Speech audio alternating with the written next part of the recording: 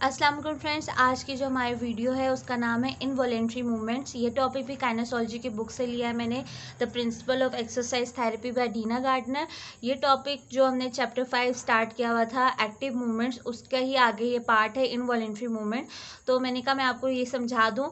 और इसमें दूसरी बात ये कि पोस्चर रिफ्लेक्स के बारे में भी आएगा। और पोस्चर रिफ्लेक्स का जो कॉन्सेप्ट है वो जब हम स्टार्टिंग पोजीशन में जब आप लोग पढ़ोगे तो वहाँ पे एक पोस्चर रिफ्लेक्स का वर्ड आया हुआ है, ठीक है। वहाँ पे जब आप उसको यहाँ पे आप अच्छे से समझ लोगे तो वहाँ पे आपका उसका कॉन्सेप्ट अच्छा सा बन जाएगा कि पोस्चर रिफ्लेक्स होता क्या है और इधर क्यों लिखा है, ठीक है। अब हम देख लेते हैं कि इनवॉलेंट्री मूवमेंट्स होती क्या है। इनवॉलेंट्री मूवमेंट्स वो होती हैं जो कि पेशेंट के या पर्सन के कंट्रोल में नहीं होती, अनकॉन्शियस मूवमेंट होती है। आप इसको अनकंट्रोल मूवमेंट्स भी कह सकते हो। तो इसमें हमारे पास रिफ्लेक्स जो होती हैं वो इनवॉलेंट्री मूवमेंट्स में आता है, ठीक है। और ये बात हमें याद रखते हैं, जो एक्टिव मूवमेंट्स हमने पढ़ी थी वो वॉलेंट्री मूवमेंट्स थी जो कि पेशेंट या पर्सन के कंट्रोल में होती हैं, ठीक है। मैं दोबारा से कह रही हूँ कि वॉलेंट्री मूवमेंट्स जो होती हैं वो एक्टिव मूवमेंट्स है और इनवॉलेंट्री मूवमेंट्स हमारे पास रिफ्लेक्स आ जाते हैं। अब रिफ्लेक्स क्या होता है कि ये इनवॉलेंट्री होते हैं और it is the motor response to the sensory stimulation. इसका मतलब है कि जब भी हमारे पास सेंसरी जो न्यूरॉन्स होते हैं उन पे कोई स्टिमुलस आता है, वो स्टिमुलेट होते हैं, तो क्या होता है कि हमारा जो ब्रेन है उसको सिग्नल जाता है और उसके रिजल्ट में एक रिस्पॉन्स प्रोड्यूस होता है जो कि हमारे जो मोटर न्यूरॉन्स है उस रिस्पॉन्स को लेकर आते हैं हमारे अफेक्टर ऑर्गन्स पे और एक रिस्पॉन्स प्रोड्यूस होता है। इसी तरह हमारी बॉडी में आपने देखा होगा एक रिफ्लेक्स आर्क होती है हमारे पास, ठीक है। सारा एक प्रोसेस जो हो रहा होता है एक रिफ्लेक्स आर्क के थ्रू हो रहा होता है, ठीक है। उसमें क्या हो रहा होता है कि एक रिसेप्टर्स हमारी बॉडी में हर तरफ हमारी बॉडी में हर जगह रिसेप्टर्स मौजूद होते हैं, ठीक है। जब रिसेप्टर्स जो है उन पे कोई स्टिमुलस आएगा या सिग्नल मिलेगा उनको, ठीक है, वो क्या करेंगे, वो सिग्नल को या स्टिमुलस को सेंसरी न्यूरॉन या एफरेंट नर्व्स हैं उनके जरिए ब्रेन में या स्पाइनल कॉर्ड में लेके जाएंगे, ठीक है। ये दो ही सेंटर्स होते हैं, ब्रेन या स्पाइनल कॉर्ड, वहाँ पे ये लेके जाएंगे और वहाँ से क्या होगा कि हमारे मोटर न्यूरॉन्स या एफरेंट नर्व्स जो होती हैं वहाँ पे ये सिग्नल जो है ब्रेन जो है वो उसको सिग्नल देगा या रिस्पॉन्स प्रोड्यूस करवाएगा और वो रिस्पॉन्स जो हमारे अफेक्टर ऑर्गन्स हैं मसल वहाँ पे आके वो रिस्पॉन्स प्रोड्यूस हो जाएगा। फॉर एग्जांपल जैसे कि अगर हम कोई गर्म चीज़ को हाथ लगाते हैं, ठीक है, तो हमारे फिंगर्स में भी रिसेप्टर मौजूद हैं, ठीक है। अब क्या होता है कि जब हम हॉट चीज़ को हाथ लगाते हैं तो हमारे सेंसरी न्यूरॉन्स जो होती हैं एफरेंट नर्व्स वो सिग्नल को लेके जाती हैं हमारे ब्रेन में।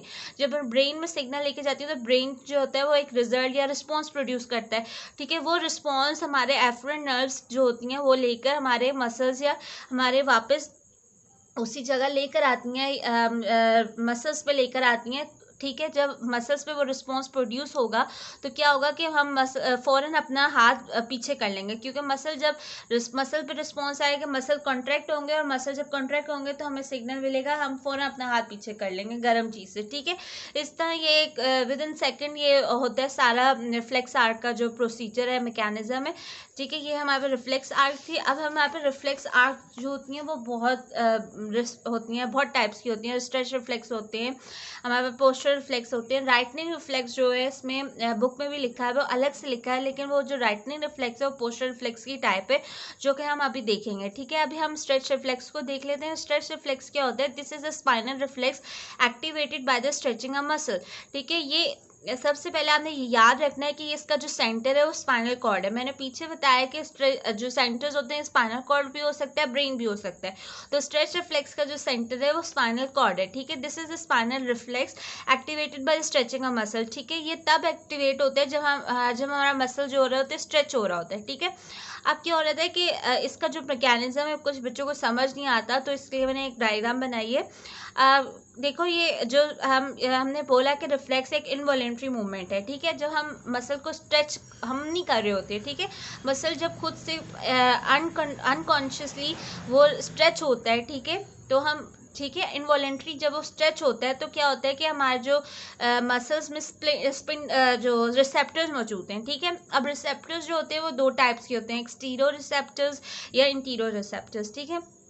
ये सारी बातें आपकी ना फिजियोलॉजी जो है उसकी बुक में लिखी हुई है, तो मैं थोड़ा सा आपको बेसिक्स बता रही हूँ चीज़ें कि एक्सटीरियर रिसेप्टर्स वो होती हैं जहाँ पे हमारे पास बाहर से कोई स्टिमुलस आता है, उसमें हमारे पास रिसेप्टर्स आ जाते हैं, मैकेनो रिसेप्टर्स, कीमो रिसेप्टर्स, ठीक है, टीलो रिसेप्टर्स, ये सारे रिसेप्टर्स आ जाते हैं। और दूसरा इंटीरियर रिसेप्टर जहाँ पे हमारे पास स्टिमुलस जो होता है विद इन द बॉडी आए, ठीक है, विद इन द बॉडी जो स्टिमुलस हो, जैसे कि अगर हमारी पोजिशन चेंज हो रही है, ठीक है, कोई अगर बॉडी में कोई मसला है तो स्टिमुलस प्रोड्यूस हो रहा है, ठीक है। इसमें हमारे दो तरह के होते हैं, विजुअल रिसेप्टर और प्रोप्रियो रिसेप्टर्स, ठीक है। अभी हम प्रोप्रियो रिसेप्टर्स की बात कर लेते हैं। प्रोप्रियो रिसेप्टर्स का काम होता है कि जब भी कोई हमारी बॉडी में पोजीशन चेंज हो रही हो या मसल लेंथ चेंज हो रही हो, मसल टेंशन चेंज हो रही हो, उसको वो डिटेक्ट कर लेते हैं। ये वो रिसेप्टर्स होते हैं, ठीक है, विद इन द बॉडी ये होते हैं, ठीक है। अब क्या होता है कि मसल जो प्रोप्रियो रिसेप्टर्स होते हैं उनमें भी बहुत सारे रिसेप्टर्स मौजूद हैं, जैसे कि muscle spindles, Golgi tendon organ, ठीक है, फ्री नर्व एंडिंग, ये सारे और भी बहुत सारे होते हैं। ये सारे हमारे पास रिसेप्टर्स प्रोप्रियो रिसेप्टर्स कहलाते हैं, ठीक है। अब इनमें से एक रिसेप्टर होता है मसल स्पिंडल, ठीक है। मसल स्पिंडल जो होता है वो हमारे मसल में मौजूद होता है, ठीक है। अब ये जो सारे रिसेप्टर हैं, मैंने गोल्जी टेंडन ऑर्गन की बात की थी, ठीक है, इनके भी डिफरेंट ये जगहों पे मौजूद होते हैं, ठीक है। अब मसल स्पिंडल जो है वो मसल में हमारे पास होता है, ठीक है, मसल में मौजूद होता है। जब को भी हमारा मसल जो है वो स्ट्रेच हो रहा होता है, ठीक है, अनकॉन्शियसली जब स्ट्रेच होता है तो क्या होता है कि ये मसल स्पिंडल्स जो होते हैं उसको उस स्ट्रेच को सेंस कर लेते हैं, ठीक है। जब वो उस स्ट्रेच को सेंस कर लेते हैं तो क्या होता है कि वो एक स्टिमुलस प्रोड्यूस हो जाता है। जब स्टिमुलस प्रोड्यूस हो जाता है तो एफरेंट इम्पल्सेस पे सिग्नल जाते हैं और फिर वो हमारे पास स्पाइनल कॉर्ड में आता है। स्पाइनल कॉर्ड में हमारे पास सेंसरी न्यूरॉन और मोटर न्यूरॉन्स जो होती हैं साइनेप्सिस बनाती हैं, और साइनेप्सिस बना के हमारे पास एफरेंट इम्पल्सेस जो होती हैं वो मसल्स पे हमारे पास रिस्पॉन्स प्रोड्यूस करती हैं। अब दो तरह के इम्पल्सेस जा रहे होते हैं हमारे, ठीक है, मसल्स में। एक इम्पल्स जो हो रहा होता है वो उस मसल को जा रहा होता है जो कि स्ट्रेच हो रही होती है, ठीक है। अब जो मसल स्ट्रेच हो रहा होता है, ठीक है, ये इम्पल्स जो एफरेंट इम्पल्स होती है वो क्या करवाती है, उस मसल को कॉन्ट्रैक्ट करवा रही होती है, ठीक है, ताकि वो और ज़्यादा स्ट्रेच ना हो, ठीक है। अब ये मसल जो है ये खुद ब खुद अनकॉन्शियसली स्ट्रेच हो रहा है, हम तो नहीं कर रहे इसको, ठीक है, खुद ही स्ट्रेच हो रहा है। तो क्या होगा, मसल जो ये सिग्नल है हमारे ब्रेन में जाएगा तो ब्रेन क्या रिजल्ट प्रोड्यूस करेगा, उस मसल की कॉन्ट्रैक्शन करवा देगा ताकि वो ओवर स्ट्रेच ना हो। दूसरा जो रिस्पॉन्स है, दूसरा जो इम्पल्स है वो हमारे पास जो एंटागोनिस्ट मसल्स होते हैं उन पे ये रिस्पॉन्स प्रोड्यूस हो रहा होता है। वो क्या हो रहे होते हैं कि जो उनकी जो कॉन्ट्रैक्शन हो रही होती है एंटागोनिस्ट मसल की, वो इनहिबिट करवाता है कि जो एंटागोनिस्ट मसल्स होते हैं वो उनकी कॉन्ट्रैक्शन नहीं हो रही होती, वो रिलैक्स हो जाते हैं, ठीक है। अब ये हमने रेसिप्रोकल इनहिबिशन में हमने बात पढ़ी थी कि एक मसल जब हम मूवमेंट करवा रहे होते हैं तो एक मसल हमारा कॉन्ट्रैक्ट हो रहा होता है और दूसरा जो है उसका एंटागोनिस्ट होता है वो रिलैक्स हो जाता है, ठीक है। इसको हम रेसिप्रोकल इनहिबिशन कहते हैं और ये हमने रिलैक्सेशन टेक्निक में भी पढ़ा था। तो इसीलिए ये इम्पल्सेस जब ये हमारा एंटागोनिस्ट मसल रिलैक्स होगा तो दूसरा मसल जाहिर सी बात है कॉन्ट्रैक्ट करेगा, इसी को हम रेसिप्रोकल इनहिबिशन कहते हैं। तो ये हमारे पास स्ट्रेच रिफ्लेक्स जो होते हैं इस तरह प्रोड्यूस होता है, ठीक है। अब हम देख लेते हैं पोस्चर रिफ्लेक्स। पोस्चर रिफ्लेक्स जो होता है वो क्या करवाता है, it is responsible for maintenance of posture, ठीक है। ये ऐसा रिफ्लेक्स है जो कि हमारे पोस्चर में अगर कोई भी चेंज आ जाए तो उसको मेंटेन करता है, ठीक है। अब इसमें जो हमारे पास रिसेप्टर्स या मौजूद होते हैं वो आई, ईयर, मसल, ज्वाइंट, स्किन में ये सारे रिसेप्टर्स मौजूद होते हैं। ये रिसेप्टर ऑर्गन हमारे पास सिग्नल ब्रेन में लेके जाएंगे, cerebral cortex, cerebellum, rate nucleus, vestibular nucleus, ये सारे सेंटर्स हैं, ठीक है। अब ये जो सारे रिसेप्टर्स हमारे पास मौजूद है इनके डिफरेंट सेंटर्स हैं, जैसे कि आई का सेंटर सेरेब्रल कॉर्टेक्स है, इसका सिग्नल सेरेब्रल कॉर्टेक्स में जाएगा, और ईयर का जो है वो वेस्टिबुलर न्यूक्लियस में जाएगा। इस तरह ये सारे जो है रिसेप्टर्स होंगे उनके डिफरेंट सेंटर्स मौजूद होते हैं। अब ये जब सेंटर्स एक्टिवेट्स होते हैं तो क्या होता है कि हमारे जो एफेक्टर ऑर्गन्स है लाइक मसल वो जाके क्या करते हैं, वो कॉन्ट्रैक्ट या रिलैक्स होते हैं ताकि वो जो हमारा पोस्चर है वो मेंटेन रह सके, ठीक है।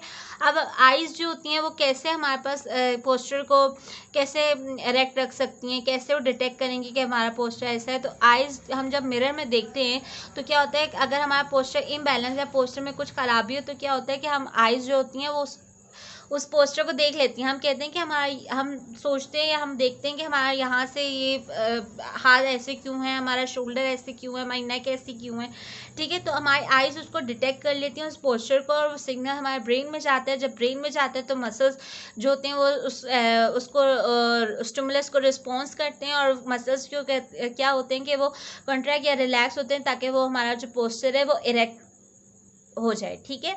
ईयर इस तरह, ईयर जो होते हैं, ईयर में हमारे पास सेमी सर्कुलर कैनाल्स होती हैं, उसमें हमारे पास फ्लूइड प्रेजेंट होता है, ठीक है।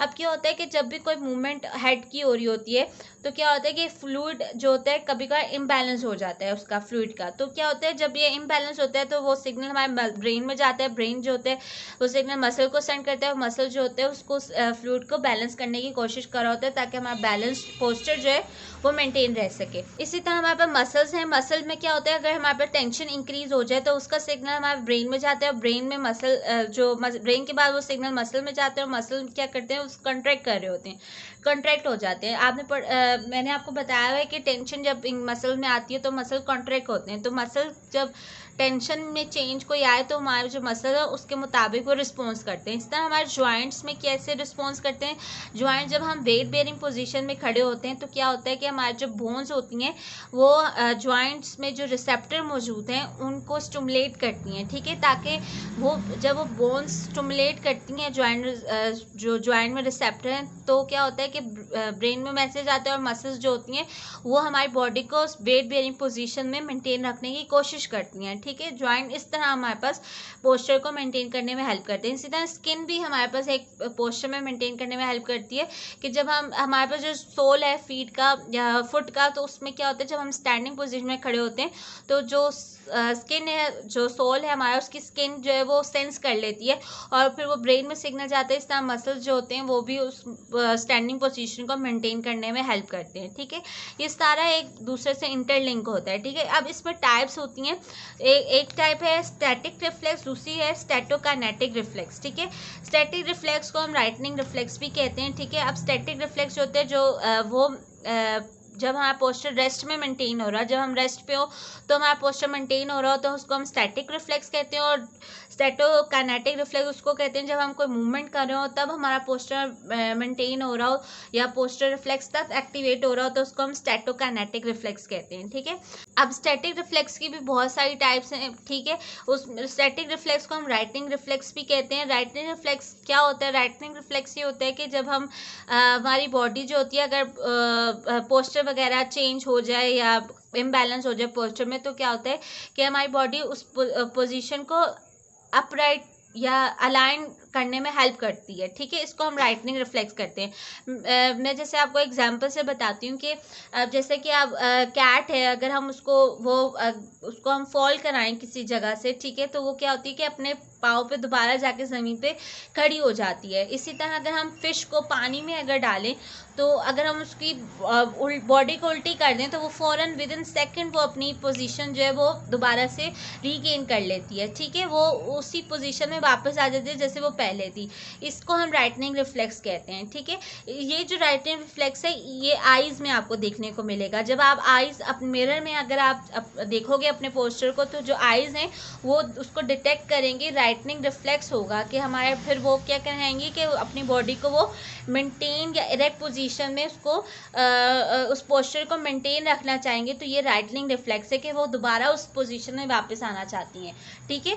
तो ये राइटनिंग रिफ्लेक्स आइज में होता है। अब स्टैटोकाइनेटिक रिफ्लेक्स में मैंने आपको बताया कि मूवमेंट के दौरान ये हो रहा होता है जब हमारा पोस्चर मेंटेन हो, ठीक है। इसमें जो है ईयर्स की एग्जांपल आ जाती है, जैसे कि आप मूवमेंट के दौरान जब मूवमेंट ऑफ हेड हो रही होती है तो आपका फ्लूइड अगर इम्बैलेंस हो जाए जैसे मैंने बताया तो क्या होता है कि वो सारा सिग्नल हमारे ब्रेन में जाता है, उस मसल्स जो है उसको बैलेंस करने की कोशिश कर रहे होते हैं। ये आपको स्टैटोकाइनेटिक रिफ्लेक्स में इसकी एग्जांपल आ जाती है, ठीक है। यह आज का हमारा टॉपिक था। अगर आपको इसमें से कोई क्वेश्चन पूछना हो तो आप कमेंट सेक्शन में से पूछ सकते हैं। Thank you so much.